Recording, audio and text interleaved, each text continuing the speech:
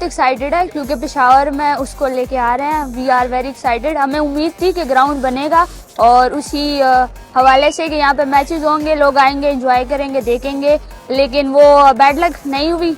तो इंशाल्लाह हम अगली दफ़ा यही उम्मीद करेंगे कि तब तक बन जाए।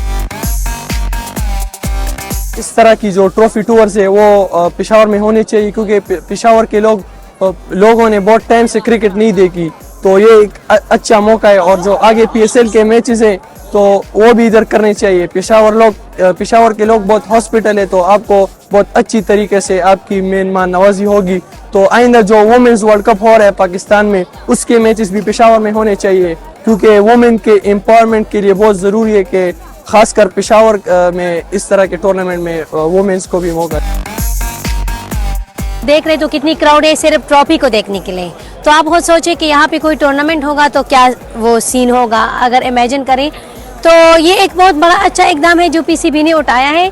और अगर इस वक्त हमारी गवर्नमेंट सपोर्ट करे, अगर वो थोड़ा सा ताउन करे पाकिस्तान क्रिकेट बोर्ड के साथ, तो अरबाब नियाज़ स्टेडियम पे बहुत जल्द यहाँ पे बड़ी इवेंट्स भी हो सकते हैं।